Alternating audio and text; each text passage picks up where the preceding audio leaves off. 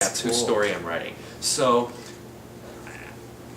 I always say to my students, and lately I've been so lucky to have all these people be incredible mentors to me. I've been trying to do that. I'm mentoring some people that went to my college, and I just believe you have to give back. You've got to people of the next generation, the younger generation. You just got to show them. You got to share. You got to share what people taught you. Yeah. And that's great. It's really important. It is. It is. Yeah, and to give them a sense of history too. So. How many plays have you written? I have written. I mean, am I right? You've written a lot of plays. I've written a lot of plays. That have been in a lot of famous places. Pasadena Playhouse. Pasadena Playhouse. Walnut Street Theater. Theater. Yeah, a play of mine was done at the Walnut Street Theater. I write not only we call them straight plays, which means they're dramas or comedies, but I also write the books for musicals. And 1996, Walnut Street I did a musical of the old Ryan O'Neal film Paper Moon about the con man and his daughter, and I wrote the book, the script for the musical. And I've had my one play that I had done off Broadway last year. It has since been done in London. It's been done in Edinburgh, in Dublin. It was just done in Florida, Texas. What's the name of the play? It's called The Irish Curse. What's it about? I probably shouldn't tell you. Well, then don't give it away. I don't want to tell you. It's kind of a surprise. Okay. Let's just say it's about a support group for 5 Irish American guys in New York, and it doesn't have anything to do with alcoholism. So and it's basically what it's a play about. It's about a bunch of guys who they have body image problems, and so they realize that they've got each other, and it's a real heartwarming. It's very, very funny. It's very rowdy. It's a little raunchy, but sounds good. It's great. It's great. And in the end, the last 10 minutes, the audiences all cry. Really? And and I have to tell you, we've done it in every kind of audience you can imagine. I just was in Florida 2 months ago seeing the production down there, and it's in Fort Lauderdale, so it's a retired. I went to a matinee, and it was a retired audience. Everybody in the theater was over 70. They laughed harder at the play than any other audience I'd ever seen. Yeah. And we had a talk back afterwards, and 2/3 was a theater, 150 seats, and over about 80 people stayed, and they all loved the play. They couldn't wait to talk about it. So how long is the play going to run? It's not running anywhere right now. That's what I was going to ask. It's not running anywhere right now, but it is going to be in the spring of 2012. It's going to be at a theater called the Triangle Theater in Portland, Oregon. And we'll put that up on the screen at the end of the that would be interview. great. And actually, the really cool thing I'm looking forward to is next summer, or actually next spring, it's going to be done in Brazil, in Rio de Janeiro, really? in Portuguese. Wow. In Portuguese? In Portuguese, yes. Portuguese actors. Yeah, they just sent me an email the other day. That eliminates me. I'm sorry. Portuguese.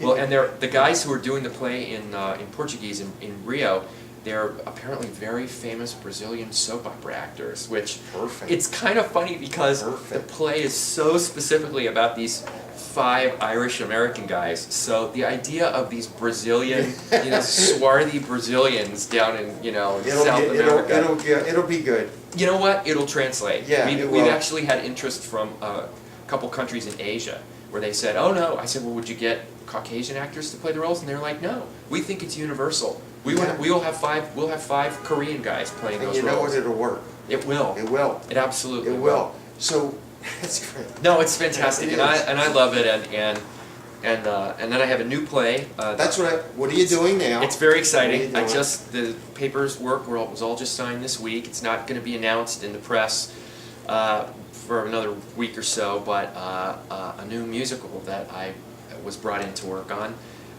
which is I keep saying it's cool. Well, it is cool. It's a jazz musical, and it's called Play It Cool. Play It Cool, and it takes place in a jazz club in Los Angeles in 1953, and it takes place. It's about all the characters who work there, and sort of leading up to the opening night of when the woman who runs it is a retired jazz singer herself, who never could quite make it in the business, and she has all these sort of people that she mentors, and it all takes place leading up to the night when her latest. It's so good. It's going to be in New York City, off Broadway. It's a theater called the Acorn Theater. We'll put that up at the end of this. Absolutely. And it starts September 3rd and runs till I think October 9th. I That's promise nice. I'm going. Oh, you've got to come. I'm taking my wife. The score is written by, at least the lyrics were written by a guy who's an actual real jazz singer and performer. He travels all over the world doing his shows. I just saw him 3 nights ago in a jazz club in New York. He was in New York to do that. And he wrote the lyrics, and a gentleman who's a fantastic composer, and then 3 or 4 other composers as well, because it's a jazz score. So, and it's the jazz score is great. I give it to friends, and they're like, one buddy of mine called me. He goes, "I don't take it out of my CD player." He said, "I just listen to it all the time. It's real jazz." So it's very cool. It's what's called LA jazz. It's West Coast jazz. East Coast jazz tends to be very kind of more, I don't know, it's a little darker, and West Coast jazz is a little lighter. It's a little more fun. It's like Dave Brubeck and that kind of jazz. Yeah. So that's my, that's it. And the other big thing I have going on, which is very exciting, is I recently wrote a film script. I was hired to write it by a producing team in Los Angeles, and it's a wonderful story. It's based on a true life incident about somebody that I went to college with, and it's about the summer he spent with his father when he was 12 years old, and his father was sort of a vaudeville performer, entertainer, and he traveled around northern Nevada performing his nightclub act, and the son spent a summer with him.